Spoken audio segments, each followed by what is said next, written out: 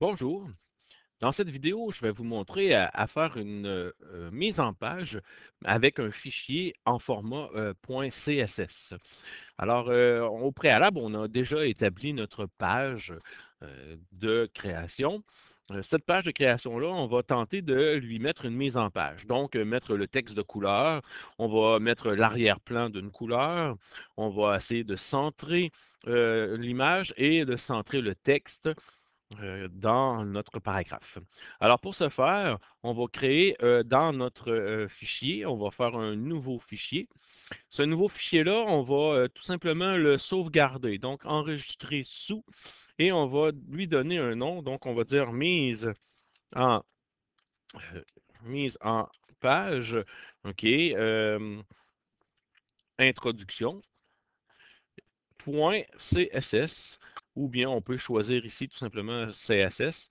Donc, on va avoir à enregistrer dans notre projet.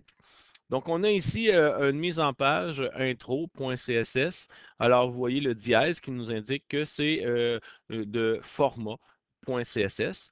La différence avec notre page titre .html, donc on voit ici le petit logo de balise rouge et ici c'est le dièse puisqu'on fait référence à notre page.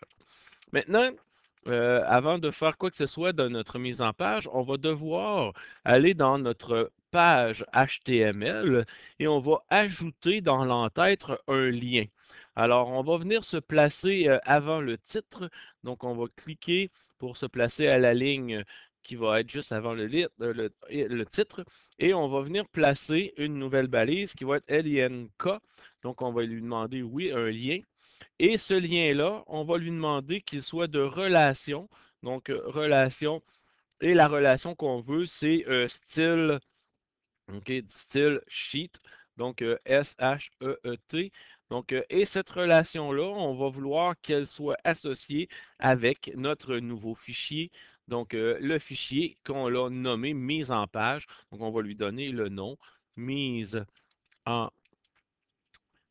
page et on a parlé de intro, donc intro.css et on va venir fermer okay, la balise et on va enregistrer sauvegarde. Alors, notre page titre HTML vient d'être reliée, donc un lien avec une page de style et cette page de style-là se nomme page en mise en page intro. Maintenant, OK, lorsque je vais dans ma mise en page intro, je suis prêt à nommer OK, mes éléments de mise en page. Exemple, OK, si on veut que, OK, ici mon body, OK, donc c'est tout le corps de ma page Internet, soit de couleur, OK, et on va lui dire la couleur, par exemple, rouge.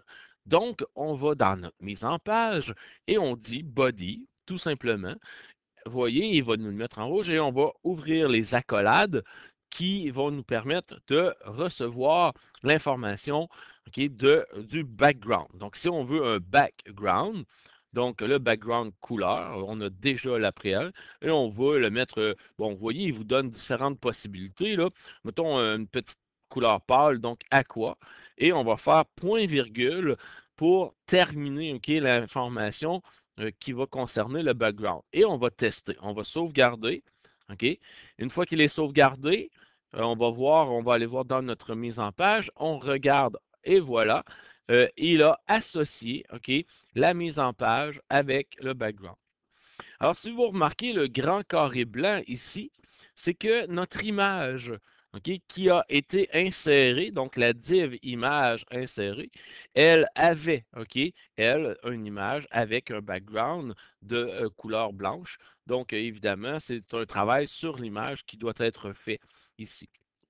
Donc, notre mise en page a été créée avec un fichier CSS et on peut associer maintenant différentes euh, différents paramètres pour permettre de changer la mise en page. Exemple, dans notre texte, on voudrait que le texte soit de couleur. Bien, alors, notre body, on va lui dire la couleur. Donc, la couleur, tout simplement, color.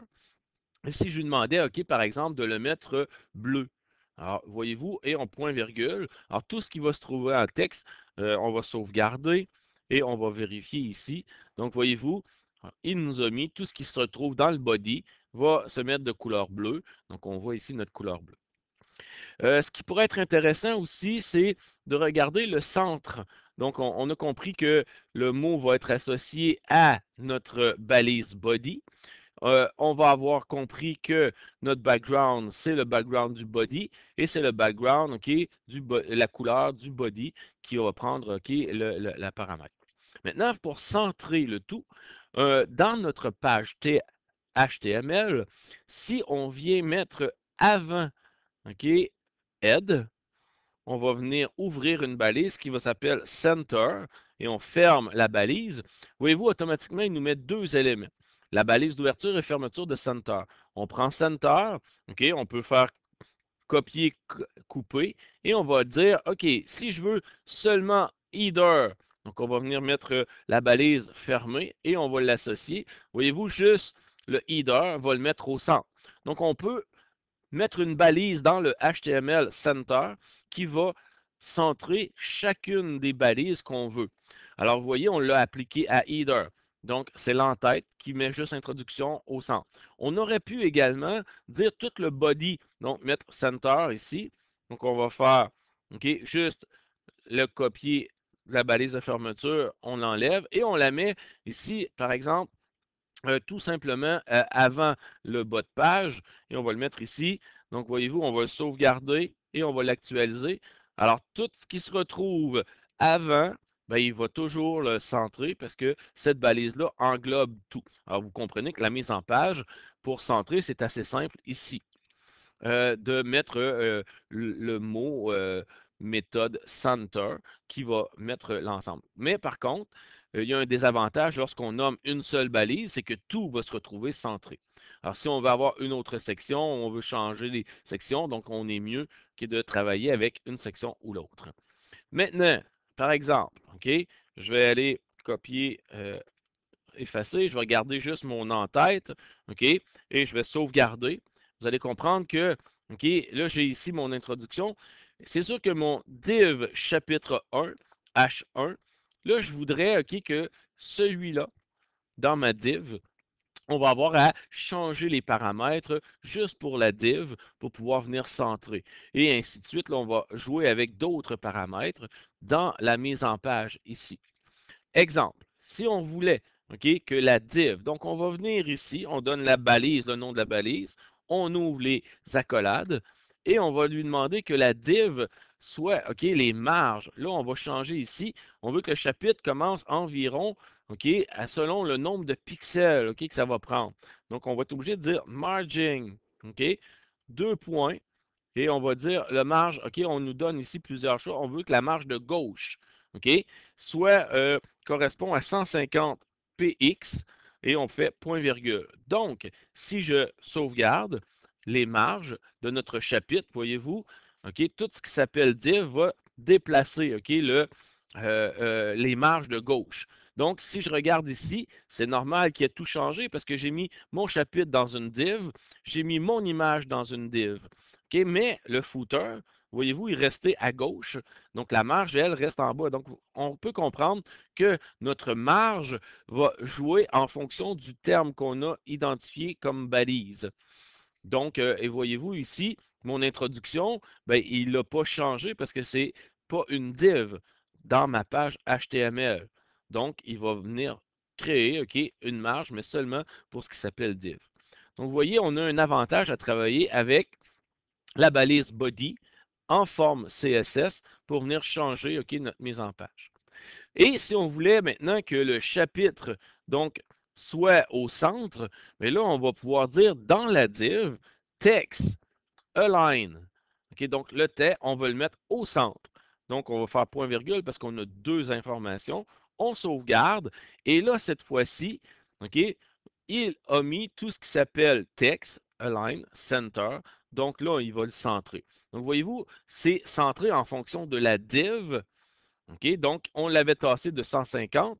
Évidemment, le texte, tout ce qui se retrouve, va le mettre au centre, mais à l'intérieur de la div. Ce qui fait en sorte que mon introduction est décalée parce que l'introduction, lui, il est dans le body, rappelez-vous. Donc, il y a une différence, OK, entre les deux. Alors, voilà un petit peu comment on fait pour centrer du texte dans une div, comment on peut changer aussi les marges. Donc, si on veut que ce soit un peu plus centré, bien évidemment, notre marge de gauche, bien, on va la laisser à 0 pixel. Donc, sauvegarde. Et là, il va tout nous centrer OK, en fonction OK, de notre marge de gauche et notre texte. Donc, vous voyez, c'est les petites distinctions qu'on peut apporter. Alors, je vous propose de tenter de faire l'expérience pour être capable de mettre un background, de associer votre mise en page en format CSS avec votre page titre. Juste voir si on est capable de jouer avec l'arrière-plan de couleur, le background et les marges. C'est l'exercice que je vous propose pour essayer de faire votre mise en page.